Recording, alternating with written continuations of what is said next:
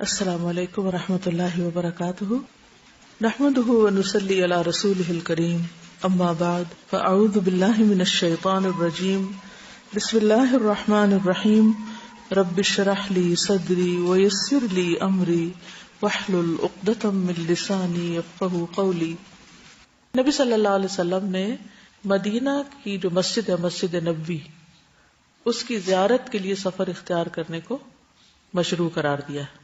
آپ نے فرمایا 3 مسجدوں کے علاوہ کسی مسجد کی طرف سفر نہ کیا جائے، یعنی بطور خاص اس کی زیارت یا اس میں اجر کی نیت سے نماز پڑھنے کے لیے نہ جائیں۔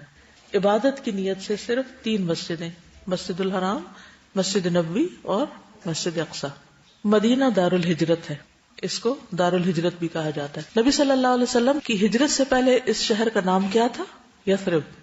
آپ نے اس کا نام مدینہ یا طابہ رکھا، اس کو دار الہجرہ بھی کہا جاتا ہے، ہجرت کا گھر۔ قرآن مجید میں آتا ہے سورۃ الحشر آیت 9، والذین تبوؤا الدار والایمان من قبلہم یحبون من ہاجر الیہم ولا یجدون فی صدورہم حاجۃ مما اوتوا ویؤثرون علی انفسہم ولو کان بہم خصاصہ ومن یوق شح نفسہ فاولئک هم المفلحون۔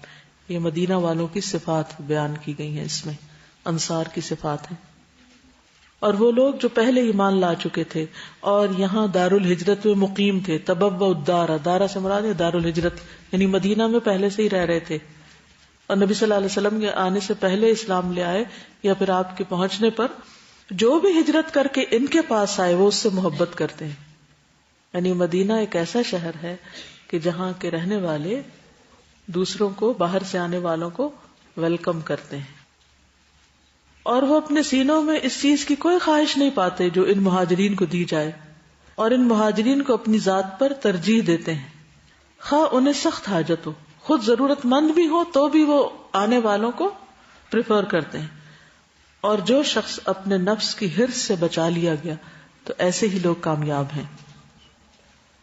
رسول اللہ صلی اللہ علیہ وسلم نے فرمایا، مجھے ایسے شہر میں ہجرت کا حکم دیا گیا ہے جو دوسرے شہروں کو کھا لے گا، یعنی سب کا سردار بن جائے گا۔ منافقین اسے یثرب کہتے ہیں، لیکن اس کا نام مدینہ ہے۔ وہ برے لوگوں کو اس طرح باہر کر دیتا ہے جس طرح بھٹی لوہے کے میل کو باہر نکال دیتی، یعنی برے لوگوں کا وہاں دل نہیں لگتا، وہ وہاں نہیں رہ سکتے، ان کو وہاں رہنے کا کوئی شوق نہیں۔ مدینہ حرم نبوی اور نزول وحی کا مقام ہے۔ نبی صلی اللہ علیہ وسلم نے فرمایا، ان ابراہیم حرم مکہ وانی احرم ما بین لابتیہا یرید المدینہ۔ بے شک ابراہیم علیہ السلام نے مکہ کو حرم بنایا، میں اس شہر کے 2 پتھریلے اطراف کے درمیان کے علاقے یعنی مدینہ کو حرم قرار دیتا ہوں۔ تو جس طرح مکہ حرم ہے اسی طرح مدینہ بھی حرم ہے، اس کی حدود متعین ہے۔ نبی صلی اللہ علیہ وسلم مدینہ سے محبت کرتے تھے، تو ہمیں بھی کیا کرنا چاہیے؟ محبت رکھنی چاہیے۔ آپ جب سفر سے واپس ہوتے اور مدینہ کی دیواروں کو دیکھتے تو اپنی سواری کو تیز چلاتے، اگر کسی دوسرے جانور پر ہوتے تو اسے مدینہ کی محبت کے سبب ایڑ لگاتے، یعنی قریب آ کر شوق بڑھ جاتا۔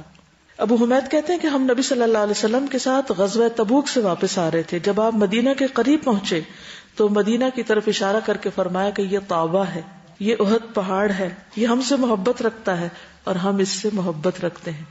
اس سے کیا پتہ چلتا ہے؟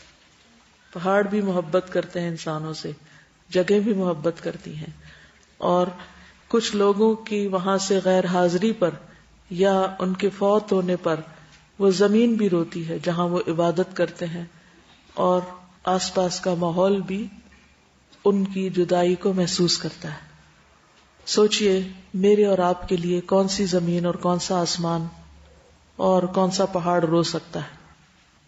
زمین و آسمان کی ہر چیز اللہ کی وفادار ہے، اللہ کی اطاعت گزار ہے۔ تو جن جگہوں پر اللہ تعالی کی عبادت کی جاتی اور اللہ کی فرما برداری کے کام کیے جاتے ہیں اور مستقل طور پہ کیے جاتے ہیں، تو جب وہ شخص وہاں سے چلا جاتا ہے تو وہ جگہ اس شخص کے لیے اداس ہوتی ہیں اور اس کے حق میں قیامت کے دن گواہی دیں گی۔ اسی طرح جب کوئی شخص کسی جگہ پر برا کام کرتا ہے اور کرتا رہتا ہے تو جب وہ بندہ مر جاتا ہے تو وہ جگہ شکر کرتی کہ ظالم لوگ یہاں سے رخصت ہوئے۔ نبی صلی اللہ علیہ وسلم نے مدینہ کے لیے دعا بھی کی فرمایا اے اللہ جتنی مکہ میں برکت عطا فرمائی ہے مدینہ میں اس سے دگنی عطا فرما. صحیح بخاری کی روایت ہے. حضرت عائشہ کہتی ہیں ہم مدینہ آئے تو وہاں وبا تھی، بیماریاں تھیں، تو حضرت ابوبکر اور حضرت بلال بیمار ہو گئے.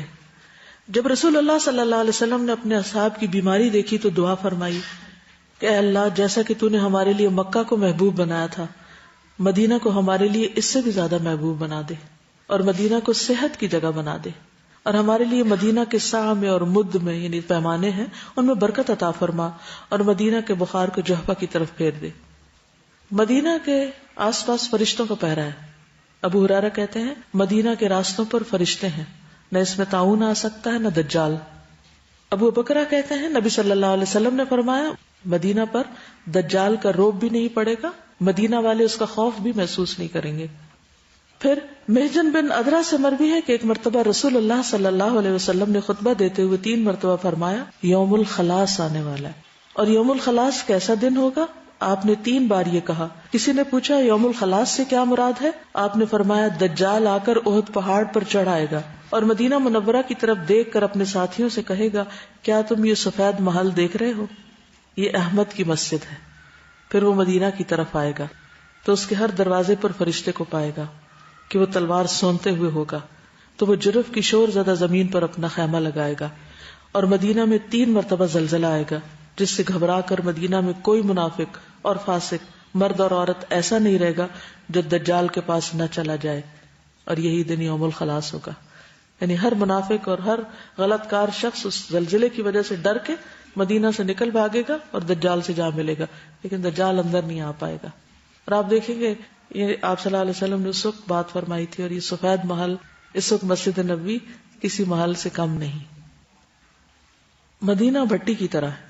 نبی صلی اللہ علیہ وسلم نے فرمایا مدینہ طیبہ ہے، سرکشوں کو اس طرح اپنے سے دور کر دیتا ہے جیسے آگ کی بھٹی چاندی کے میل کو چال کو دور کر دیتی. مدینہ کی مشکلات پر صبر کا اجر ہے. یعنی اگر آپ کو وہاں جا کر کسی قسم کی کوئی تنگی ہو، پریشانی ہو تو اس کا ذکر نہیں کرنا چاہیے، صبر سے کام لینا چاہیے. آپ نے فرمایا یہ مدینہ ان کے لیے بہتر ہے، کاش کہ وہ جان لیں. اور کوئی مدینہ کو نہیں چھوڑتا مگر اللہ اس سے بہتر شخص وہاں بھیج دیتا ہے. جو آدمی بھی مدینہ کی بھوک پیاس اور مشقت پر صبر کرے گا تو میں قیامت کے دن اس کی سفارش کروں گا اور اس کے حق میں گواہی دوں گا. مدینہ میں مرنے کی بھی فضیلت ہے. ابن عمر سے روایت ہے کہ رسول اللہ صلی اللہ علیہ وسلم نے فرمایا تم میں سے جو یہ کر سکے کہ مدینہ میں مرے تو ایسا ضرور کرے، اس لیے کہ میں مدینہ میں مرنے والے کے حق میں گواہی دوں گا. کسی نے اپنے سسر کا ذکر کیا کہ وہ مدینہ میں رہتے تھے، ساری زندگی انہوں نے تقریباً وہاں گزاری، پھر بڑی عمر میں وہ وہاں سے نکلتے نہیں تھے اس ڈر سے کہ کہیں میں نکلوں گا تو میں کہیں فوت ہی نہ ہو جاؤں باہر، تو مدینہ میں ہی مرنا چاہتا ہوں. ہر شخص کی اپنی اپنی پرائرٹیز ہوتی ہیں. مدینہ عیر سے لے کر سور تک حرم ہے، لہٰذا جو کوئی اس میں نیا کام کرے گا، یعنی بدعت نکالے گا یا نئے کام نکالنے والے کو جگہ دے گا، اس پر اللہ، فرشتوں اور سب انسانوں کی لعنت. اس سے قیامت کے دن نفل اور فرض قبول نہ کیے جائیں گے. مسجد نبوی میں 40 نمازیں پوری کرنے کی کوئی شرط نہیں ہے. ایک ضعیف روایت ہے جس کی بنا پر لوگ اس کا بہت اہتمام کرتے ہیں، لیکن اس کا یہ مطلب نہیں کہ انسان مسجد ہی نہ جائے اور گھر میں بیٹھ کے نماز پڑھ لے. وہاں ایک نماز کا اجر کتنا ہے؟ جی ہاں، 1000 نماز برابر. تو اس لیے اس اجر سے محروم نہیں رہنا چاہیے. مدینہ کی کھجور عجوہ سے بھی بھرپور فائدہ اٹھانا چاہیے. آپ نے فرمایا العجوۃ من الجنہ، عجوہ کھجور جنت کی کھجور ہے. اور جو شخص صبح 7 کھجوریں یہ کھائے گا اس دن زہر اور جادو سے محفوظ رہے گا، اس کے نقصان سے، اور اس کے کھانے میں شفا بھی ہے. پھر یہ کہ مدینہ میں خاص طور پر مسجد نبوی کی فضیلت. قرآن مجید میں آتا ہے لمسجد اسس علی التقوی من اول یوم احق ان تقوم فیہ، وہ مسجد جس کی پہلے دن سے تقوی پر بنیاد رکھی گئی تھی زیادہ مستحق ہے کہ آپ اس میں کھڑے ہوں.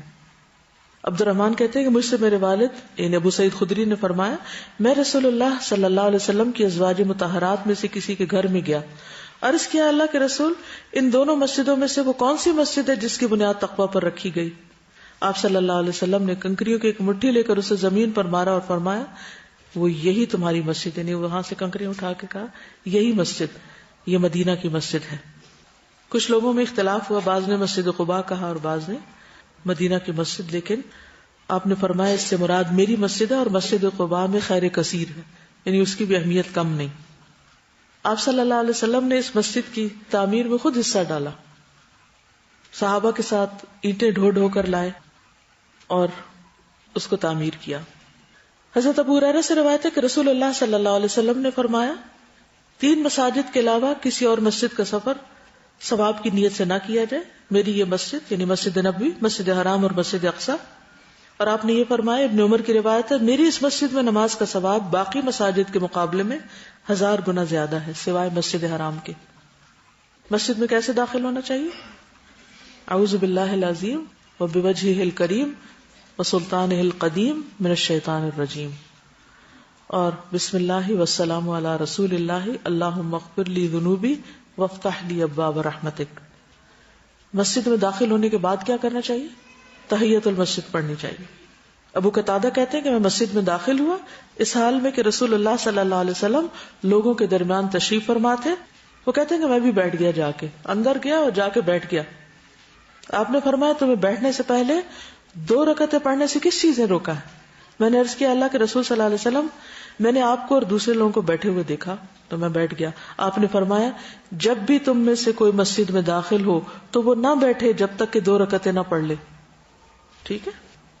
حجرہ مبارک کی طرف رخ کر کے نبی صلی اللہ علیہ وسلم پر ان الفاظ سے سلام بھیجیں: السلام علیک ایھا النبی ورحمۃ اللہ وبرکاتہ، السلام علینا وعلی عباد اللہ الصالحین. ٹھیک ہے. جب روضہ مبارک پر جائیں تو یہ دعا پڑھیں یا اس طرح سلام بھیجیں. نافع بیان کرتے ہیں کہ ابن عمر جب سفر سے واپس آتے تو مسجد میں داخل ہوتے، قبر مبارک پر آتے اور کہتے السلام علیک یا رسول اللہ، اے اللہ کے رسول صلی اللہ علیہ وسلم آپ پر سلام ہو. اس کے ساتھ ہی درود ابراہیمی بھی پڑھیں. اللہم صلی علی محمد وعلی آل محمد کما صلیت علی ابراہیم وعلی آل ابراہیم انک حمید مجید. اللہم بارک علی محمد وعلی آل محمد کما بارکت علی ابراہیم وعلی آل ابراہیم انک حمید مجید. مسجد میں بیٹھے ہوئے کثرت سے درود پڑھتے رہیں، فارغ اوقات میں ادھر ادھر کی باتیں نہ کریں. حتیٰ کہ مسجد میں اگر داخل ہونے کے بعد آپ اگلی صفوں تک پہنچنے کے لیے یا رستہ بناتے ہوئے یا کہیں رستے میں بھیڑ کی وجہ سے رکنا بھی پڑے تو کثرت سے درود شریف پڑھتے جائیں. اللہم صلی علی محمد النبی الامی وعلی آل محمد، کیونکہ اس سے دل کی کیفیت ہی بدل جاتی ہے اور ایک اور ہی احساس ہوتا ہے کہ ہم جس ہستی پہ درود بھیج رہے ہیں ہم اس سے کتنے قریب ہیں اس وقت. اسی طرح اللہم صلی علی محمد وعلی آل محمد. پھر حضرت ابوبکر صدیق اور حضرت عمر پر بھی سلام بھیجیں. نافع بیان کرتے کہ ابن عمر جب سفر سے آتے تو مسجد میں داخل ہوتے، قبر مبارک پہ آتے، پہلے نبی صلی اللہ علیہ وسلم پہ سلام بھیجتے، پھر کہتے السلام علیک یا ابا بکر، اور پھر حضرت ابو بکر کے بعد حضرت عمر کو سلام کرتے السلام علیک یا عمر. مسجد میں کثرت سے نوافل، تلاوت قرآن مجید، درود شریف وغیرہ پڑھتے رہنا چاہیے. اور اس میں درود شریف صرف قبر مبارک کے پاس ہی نہیں پڑھنا چاہیے، ویسے بھی پڑھتے رہنا چاہیے، کیونکہ بعض لوگ صرف وہیں پر ہی سلام یا درود کو خاص کر لیتے ہیں اور عام طور پہ نہیں پڑھتے. سہیل کہتے ہیں کہ مجھے علی بن ابی طالب کے پوتے حسن بن حسن نے قبر کے پاس دیکھا. اس وقت وہ فاطمہ کے گھر رات کا کھانا کھا رہے تھے. انہوں نے مجھے بلایا اور کہا آؤ کھانا کھاؤ. میں نے کہا مجھے چاہت نہیں. انہوں نے پوچھا کیا وجہ ہے؟ میں نے تمہیں قبر کے پاس دیکھا ہے. یعنی اس وقت اس طرح تو کچھ بھی بند نہیں تھا نا، کھلا تھا سب.